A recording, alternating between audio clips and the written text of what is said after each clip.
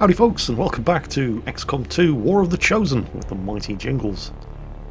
You know, it's come to my attention from reading the comments on previous XCOM2 videos that I seem to have a bit of a reputation as far as this game is concerned. People seem to think that I just blindly derp along, getting everything wrong, stumbling from one botched ambush to the next, and yet somehow, all through blind luck and brute force, ending up completing the mission successfully anyway.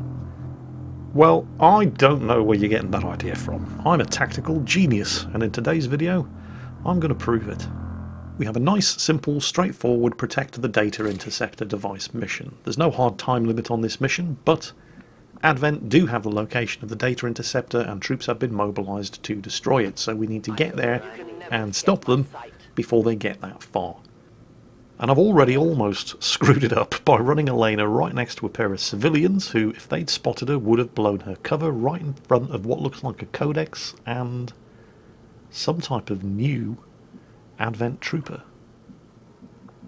I have no idea what it is. I have no idea what it's going to do. Huh. Alright.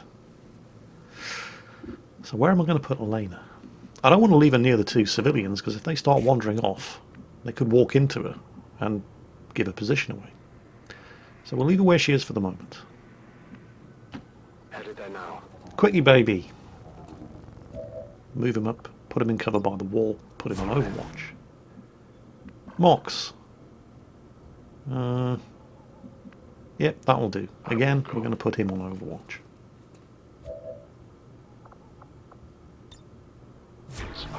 Next up, Jingles. That'll do. Half cover behind the wall, and once again, actually, kill zone. Yeah, because I don't know what that thing is. It could be very, very nasty, and well, Codex is bad enough. So yeah, we're going to set up a kill zone. Next, Billy, my warden. Where are we going to put Billy? We need to move him right up because he's a melee specialist. I mean, he has an auto pistol, but it's all about his melee attacks. We'll put him on pistol auto watch for the moment. And new to the squad of ultimate badasses, Peppy. Because wherever Quickie Baby goes, Peppy is not going to be far behind. And dual strike. This is a bondmate thing. Peppy's bonded with Quickie Baby, obviously. They're married in real life. And bonded teammates get the option to both attack the same target. If one teammate has already used all of their actions, it's basically a free attack for them. We're going to start this off, however, with Elena. Oh, scored a crit on whatever the hell it is. And she's been revealed. Okay. Enemy turn, but everybody's on Overwatch. What is this thing? Go on, Peppy. And it's a hit, and it's down. So, well, we're never going to find out what it is that that thing does. At least not until the next time we run into them. Quickie baby. And he scores a crit. And the codex is down. Right, ambush successful. All skill, no luck. Oh, hang on. Oh. Great. It's the hunter. A simple mission just got a lot more complicated. You will never see it. Sounds like that Chosen is headed right for us. Keep your guard up and your eyes peeled. Enemy forces have already located the data interceptor and they're already starting to do damage to it, so great. We're going to have to move. I'm going to re-stealth Elena, and we're going to go and pick up the loot that was dropped by the dead codex. What do we got? An Elivrium core and a data cache. Okay, so some intel and stuff to use in the proving ground. Fine. I know there are a couple of bad guys up there, so with Elena in stealth, we're going to move her up and try and get eyes on, and there we go. Okay, there's a heavy mech, there's the data interceptor. We've got a line on the target. Move to protect that gear at all costs. And what looks like a heavy stun lancer. So, two bad guys spotted. It's not too bad. Except, I don't know where the hunter is. A great distance. It did spawn into the mission substantially further back, so it has to cover distance the same way that we do. So I've probably got 1, maybe 2 turns before it gets involved.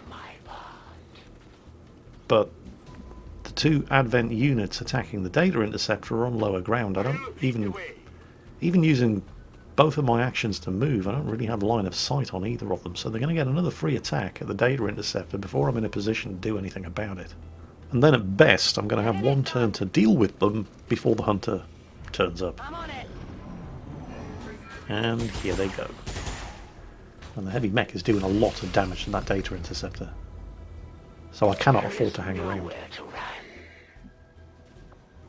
I don't want to break Elena's stealth, so I'm going to deploy her claymore.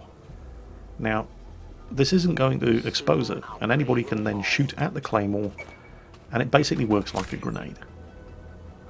I've picked another new skill for her. It's called remote start, and it basically allows her to detonate anything explosive, but I've never actually found it to be useful. All the stuff that blows up is just... it never is in a useful position. So, Elena's still got 1 action. We're going to come back to her later. Next up, Jingles. Let's get some fire on those 2 advent units. I'm moving them up in a cover behind the tree, and I've screwed up because they've seen him. The mech goes on to Overwatch. The Lancer moves out of line of fire. I take the shot at the claymore, but the Lancer is now nowhere near it, and the mech was never in the area of effect in the first place, so I have completely wasted Jingles' action. Next up, I think, you know what, I'll move Billy down there to deal with the Lancer. It won't kill him, but Billy can then parry and protect himself from the next attack made against him. But I've forgotten that the mech is on Overwatch, and Billy nearly dies. So I've screwed up again. Now that's not going to kill the Lancer, but Billy can now parry the next attack made oh no, the hunter's here already. The parry is only going to protect Billy from the next attack made against him, but there are 3 potential sources of damage down there now, and parry only works against 1. I've screwed up again. I move Peppy up. Peppy is a grenadier, and I know that the hunter, at least in my version of the game, the hunter's abilities are mostly random. Every time you start a new game of War of the Chosen, takes extra damage from explosives, but I can't actually land an explosive on her without blowing up the data interceptor. So instead, I just use her mag cannon, shred the armor, and do a load of damage to the mech. I've still got 1 action left on Elena, but I don't really want to use Elena against the mech on the Lancer, because she's a Reaper, and Reapers do bonus damage to the Hunter. Also, she's on high ground, so she's going to do even more damage to the Hunter. So we're going to hold Elena in reserve. Next up, Quickie Baby. We'll move him up, and we're going to use his Gremlin heal on Billy, so that Billy shouldn't be in immediate danger of dying.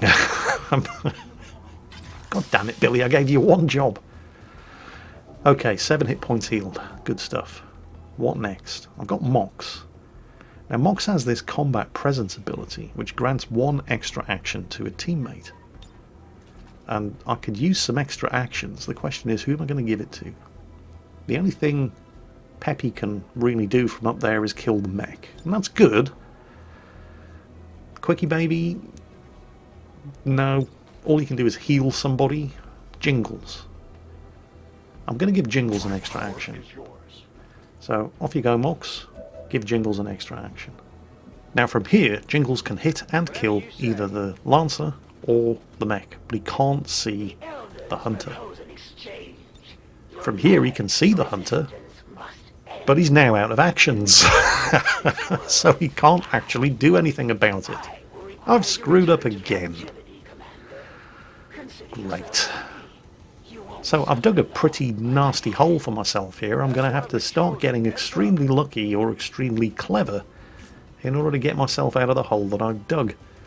Mox has 1 action. He can't actually hit or kill anything from here, but his bond mate is Jingles, and bond mates also get the ability to give each other extra actions. So Jingles is going to get another extra action, and now he can shoot the hunter. It's going to take about half of the hunter's health off, mark her as a target, and strip her armor, but the shredder gun will take out the mech as well as doing damage to the hunter, so that's what we're going to do. The mech is down, and I scored a crit on the hunter and shredded her armor. Now, Elena, 100% chance of hitting, higher ground, Reaper, bonus damage against the hunter. It's not going to kill her unless I get lucky and score a crit. Yeah, like I said, all skill, no luck. But wait, it gets better. There's just the Lancer left, and he's standing right next to Billy, but Billy's been healed and he's got his parry up, so he's immune to the Lancer's attack. And the Lancer is of course a melee specialist, so he's going to go for Billy. Lancer, why are you not going for Billy? What?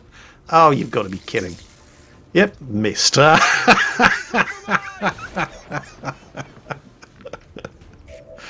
And now it's my turn. Well, Billy's a quite new addition to the squad, and I really want to get the kill experience for him, so we're going to move him up, and we're going to rend the Lancer, and that's a kill, and I believe that is mission complete. All hostiles are down and the area is secure. Status confirmed. Mission accomplished. Mission rating, excellent, only one soldier wounded. All skill, no luck. I really have absolutely no idea where I've got this reputation from. At some point I'm going to have to start actually getting good at XCOM 2, rather than relying on brute force and ignorance to carry me through. But we've been saying this for the better part of a year now, and well, brute force and ignorance seems to be working so far. That's it for today, folks. I hope you've been amused by today's video, and as always, take care, and I'll catch you next time.